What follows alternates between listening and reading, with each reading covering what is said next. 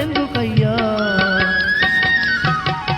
ఏ ముత్యమందన్న నా రామనామం వినబడకపోద్దాని చెవినందు వెడితే రఘురాముని నామమే ముత్యమందైన వినబడకబాయే అది ఎందుకయ్యా రాముడు లేని ముత్యాల హారం నాకెందుకయ్యా ఓ రాజులారా నా రాముడు లేని ముత్యాల హారం నాకెందుకయ్యా ఓ రాజులారా